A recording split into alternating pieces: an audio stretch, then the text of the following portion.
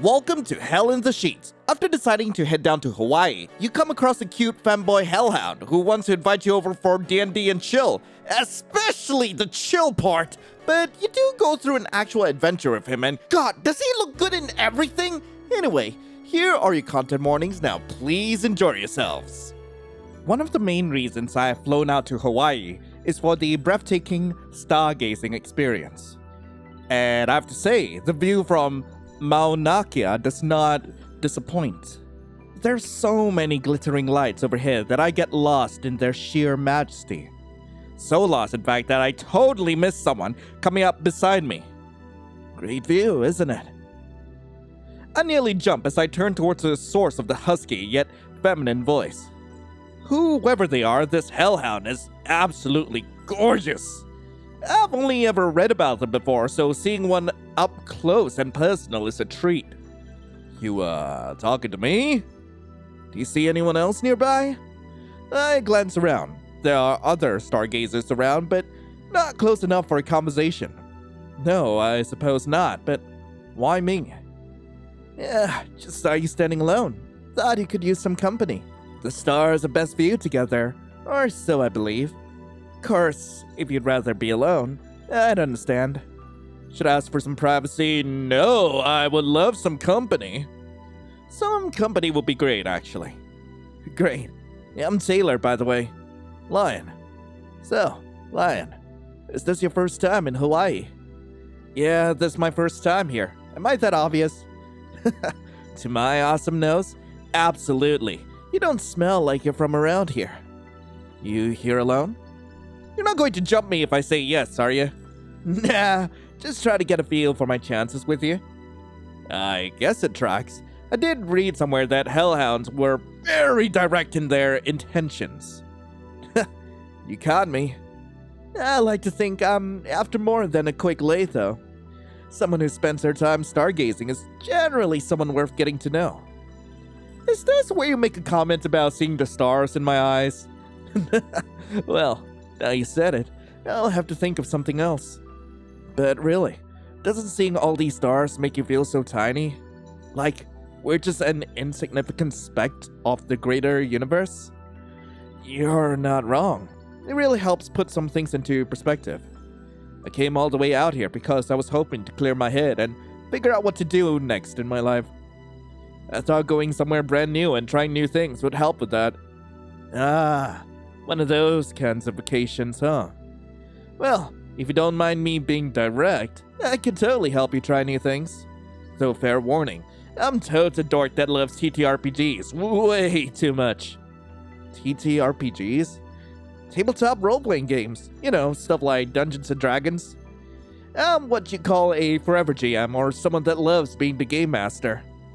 The uptick and enthusiasm in their voice is kinda cute, so I lean into it. Yeah, I've heard of D&D before, but never played anything like it. Really? Then, should I pop your TTRPG cherry? Duh, I guess? Sweet! If there's one thing I love more than stargazing, it's bringing newbies into the hobby. TTRPGs can be a great therapy tool as well. Using your imagination can help you connect some dots. What do you say I run you through a quick and simple one-shot back in my place? It's not far from here, and the view is just as amazing. Huh. Of course I'm gonna go with Taylor. Sure, why not? Either you're going to mug me or we'll have a great time together. Sweet! That's what I like to hear. I have no plans to mug you, though. Come on, I'll show you the way.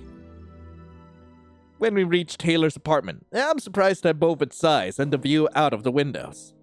Overall, the interior is comfy and larger than I'd expect for a single person living alone. The living room is angled such that it appears as if you're traveling through space when you look outside. Taylor motions at the couch and surrounding chairs as they go to a shelf and begin pulling out books. Go ahead and make yourself comfortable. I have to decide what I'll run for you. Let's see. Nope, this one's way too long. And this one isn't good for newbies. Ah, I forgot I even had this one. This should work. It's a little combat heavy in the beginning, but after the first bit, it gets really good. They take a seat opposite me, and set down a few items on the table between us. A couple books, various dice, and pen and paper. Alright, first things first, we need to make a character sheet. Since this is your very first time, I'll simplify things for you so you don't get overwhelmed. You can roughly fit most classes into one of 4 major roles: tanking, healing, magic user, and physical damage dealer. Do any of these interest you? Huh. I want to hit things hard. I want to hit things really hard. I'm pretty basic. Give me a sword or a dagger and I'll hit things with it. That will make teaching you the rules really easy. Do you want to attack from range or be up in melee? Melee, please. I like being up close and personal. Oh, we'll get to that later, but okay. There are a bunch of subclasses and different builds you can do, but we'll continue to keep things simple. What would you like your character to be called? Oh man. Okay, so I'm probably gonna go with a rogue. I could go with my rogue kobold, Kibbles. Okay, and specifically with 3 S's, okay, because they go by Kibbles, the greatest potion master in all these lands. God, I need to ramble about Kibbles one of these days. Like, he is it's a fun character I made for a campaign a while back. How about Kibbles? Sure, I like it. I suppose I should have asked this earlier, but what pronoun should I use for you and your character? They, them works. What about you? I go by any pronouns, but if you really want to stick to one, then he, him is fine. Ah, so he's a he. I had a gut feeling, but I didn't want to assume. It's a welcome revelation. Why, it doesn't really change anything. I mean, heck, you're still cool in my books. I'm not particularly swayed by this fact for the time being. Regardless, I tried to show any surprise to Taylor. Cool. So, where do we go from here? Do I start rolling dice, or... Now I set the scene so you know the environment your character is in. After that, you just tell me what you want to do, and I'll tell you how the world around you reacts. Got it. I'm ready.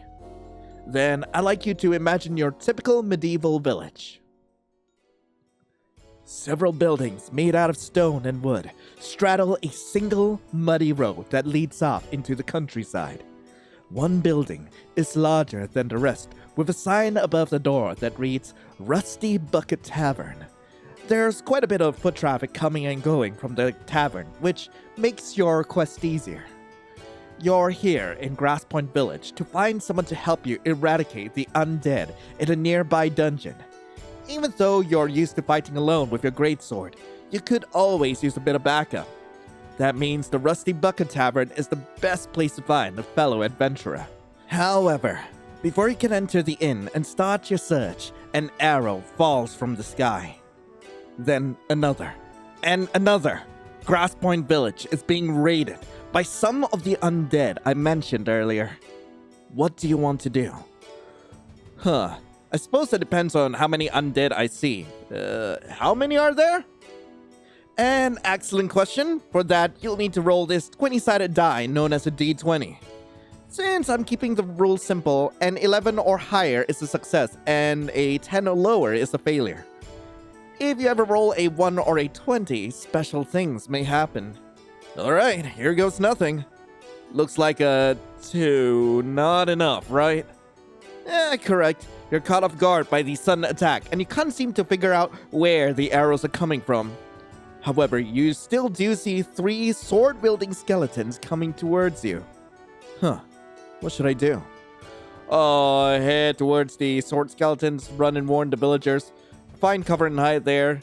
I will charge forward! The skeletons with swords are the immediate danger to the village. I'll meet them halfway and hope my sword will be enough. Alright. You rush to block the skeleton warriors from getting into Grass Point Village. The arrows keep raining down on the village, but every now and then, one goes whizzing your way. Since this is your first combat, I'll walk you through it.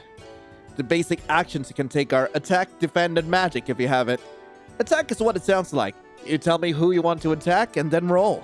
Defend raises your damage for a turn, making it harder for me to damage you. Defend also makes it so you take less damage from big attacks like Dragon's Breath or Fireball. Magic depends on what spells you have available. You can also be creative and come up with your own actions if you're so inclined. Got it. Are we still going with the same 1 to 10 fail, 11 to 20 success metric? Sorta. Each enemy has an armor target number you have to beat, but don't worry, all you have to do is roll. I'll calculate whether you hit and what your damage is, just to keep things moving. Now, let's dive right in. You see before you 3 skeleton warriors. They're scraps of rotting flesh and bits of decaying fabric on their bones. Their swords are rusted and have bits of metal chunks missing. Okay, it's my turn. I will of course attack! Who should I attack? Warrior 1. I attack Skeleton Warrior 1 and I rolled a 5! You attempt to attack Skeleton Warrior 1, but your attack misses. Oh no. I got hit for 1 damage. Okay, they miss. Okay, got it. I attack again. Warrior 1! Yeah, I missed again! Okay, they miss. I got hit. But they stumble and leave themselves open to attack. The opportunity attack! Opportunity attack for Skeleton 3! 17! I managed to slay the skeleton! Haha! I got hit. Okay. Ooh, okay. I am going to charge down Skeleton 2. Okay, got it. I got hit again! Ooh! I rolled a 1! You leave myself wide open! Next time you're targeted by an attack, it'll be easier to hit you. And I died! The blow is enough to knock you unconscious. Everything goes dark. So, is that it? I lose? Not quite. The beautiful thing about TTRPGs is that they're not like computer games. That means losing doesn't necessarily mean losing the entire game. Huh. So what happens now? Well, Kibble feels something soft and warm beneath their head. Ah! Ah! Bulge! Bulge! Bulge! Oh no. Can I even continue reading this? I don't know. Oh no, I did not expect Bulge jump scare. But then again, like I guess this is like, I guess I can censor it, I guess.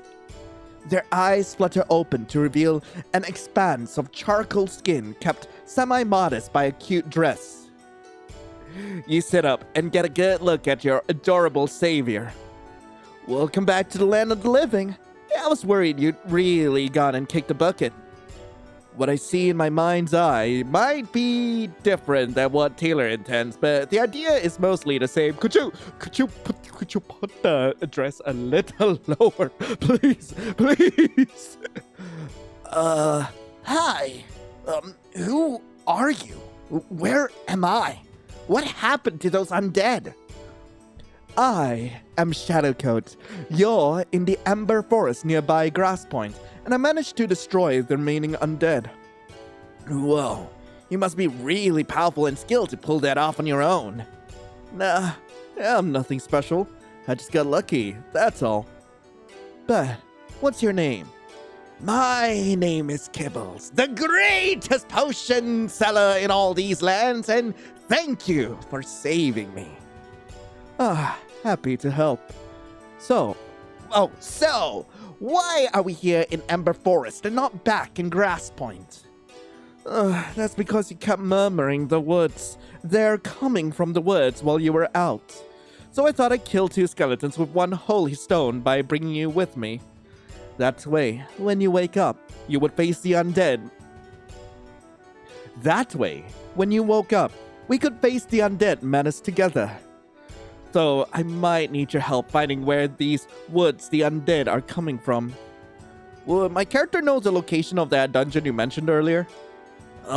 They might, but first you need to get your bearings. Roll that dice. Not great. An 8. In that case, you try and get your bearings, but nothing seems familiar to you. You'll have to search for the dungeon together, and there's a good chance you'll run into enemy patrol. I'll tell Shadowcoat that then. Nothing we can't handle together. I'll take points. Despite not knowing where you're going, both you and Shadowcoat managed to find the dungeon without issue. Before you enter the dungeon, you have a chance to long rest. A long rest will fully restore everyone's HP and MP to full as long as you're able to sleep somewhere safe. For that reason, you can't sleep while you're in a dungeon. That means you'll have to trek all the way back outside to take a long rest. Would you like to long rest now? Of course! Let's do it.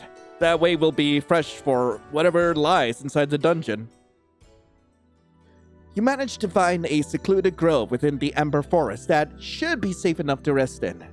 The warmth of the ever-burning trees around you was just enough to make you comfortable and forego an actual campfire. Huh, nice find, Kibbles. I'm feeling better already. But I'm curious, what were you doing before all this? What do you mean? I mean, what brought you to Grass Point and the Ember Forest in the first place? That's a good question. What are my options, Taylor? I can certainly provide you some stock answers, but this is one of those moments where you can make up nearly anything. Think about what your character might have been doing before this adventure. What gave them the push or call to take on the undead in the first place? Hate the undead, want to explore, want to protect the innocent. Oh, hell no, I'm here to explore! Yeah, I think I got it. I simply wanted to explore the world and see what was beyond my childhood home. Ooh, classic backstory of wonder. Love it. I imagine you must have seen plenty of wonderful things already. For me, I'm mostly wandering from place to place, offering what help I can here and there. I don't really have a big end goal or quest I'm on. But hey, I'll find one hanging out with you. Maybe. Though, I'm curious. What made you choose that outfit in particular? Well, that's easy. Because it's cute and I look damn good in it. Why the interest in it? Am I distracting you? Yes! Very distracting! Very, very distracting! God, like typically, like in any other visual novel, I would like zoom into it, but I don't want to get into any more trouble than I'm already in! No thank you! No comment. The rest of the night passes uneventfully. You feel rested and invigorated. The dungeon entrance is hidden beneath the curve of a rolling hill within the Ember Forest. You manage to get inside without being attacked or seemingly noticed at all. The interior is dimly lit by candles and the occasional ember from the forest outside. You can hear the subtle creaking of bones and smell the acrid decay of rotting flesh. Hold up a sec. We should be careful in case there's any traps. Oh, hell. I didn't even think about something like that. I keep an eye out for anything amiss as I slowly and carefully walk forward. And good thing too, as you round a corner and nearly walk right into a pit of spikes. You manage to catch yourself in time since you were being careful. The pit extends about 10 feet before the corridor resumes into being solid stone flooring.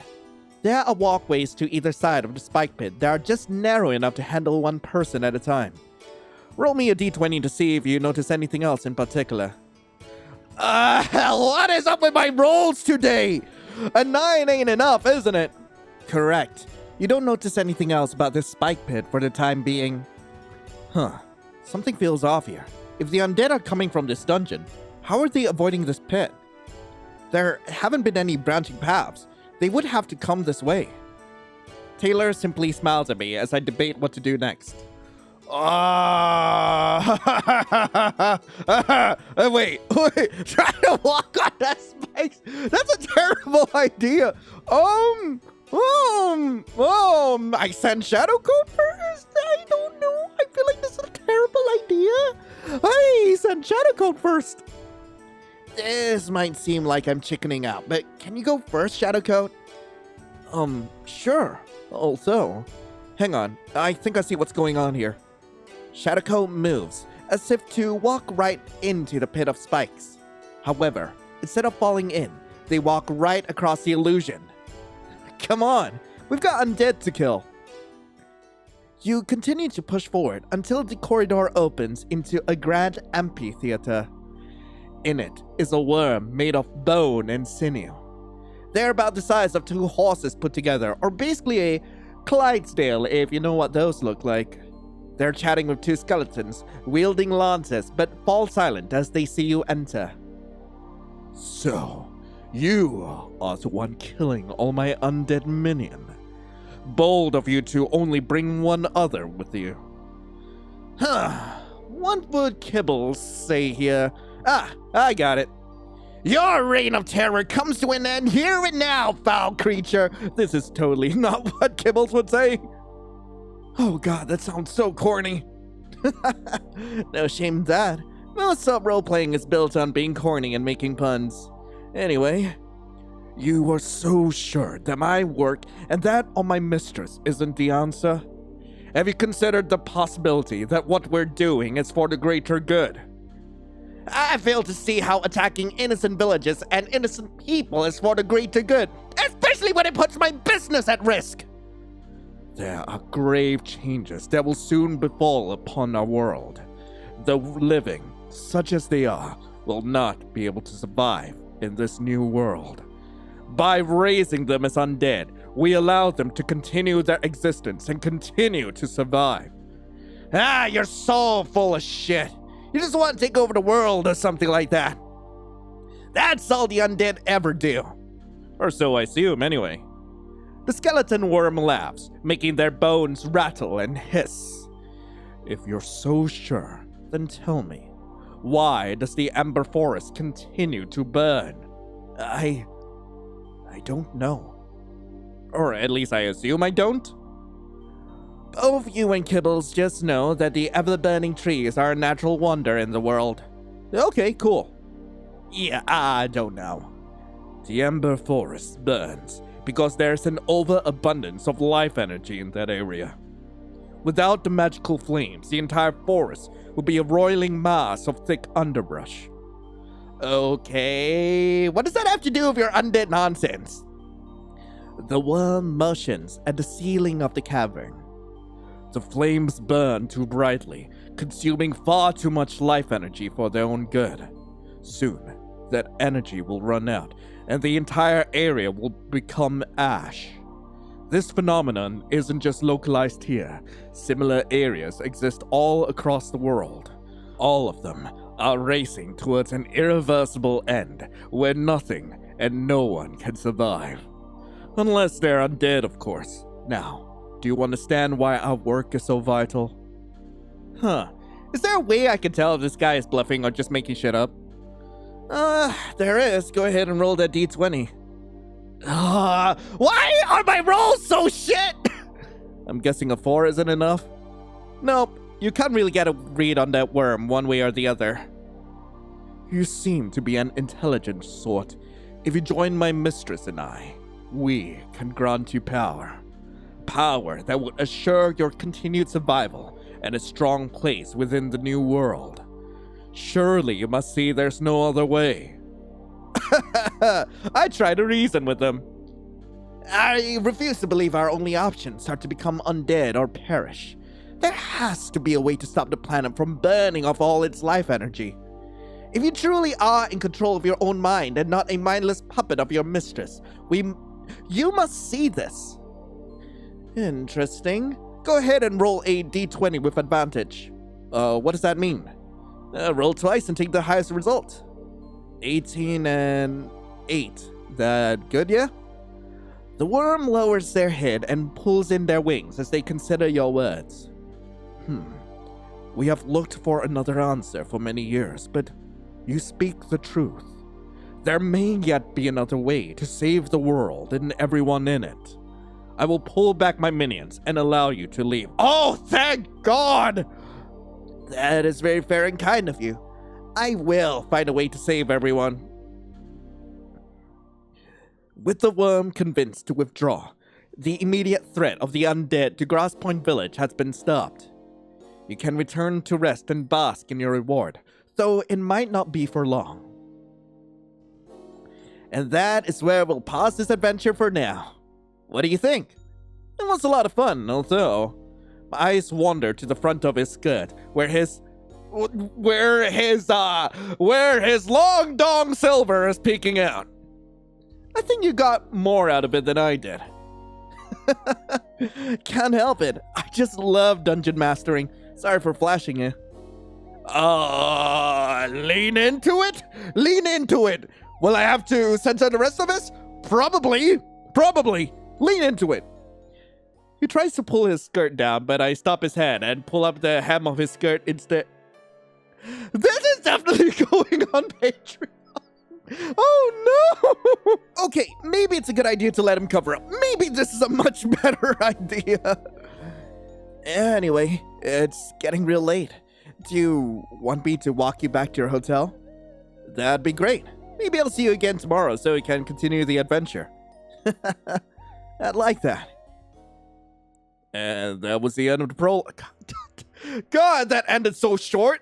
I preferred the other one where we cuddled with him, and I can't show you that because he's just... God, he's just slanging it. Anyway, that was Hell in the Sheets. I really hope you guys enjoyed it. If you guys do want to play this for yourselves, the link to the game will be in the description below. And I am definitely looking forward to the upcoming updates for this. I think this is their latest project alongside like a couple of sequels. This is the same developer behind like an erotic visual novel for both Five Nights at Freddy's and Malo. So if you guys do want me to cover those, do let me know in the comments below. But in the meantime, hey, thank you all so much for watching. Hope you all have a lovely rest of the day. And as always, I'll be seeing you in the next video. This is Lion, signing off. Ciao.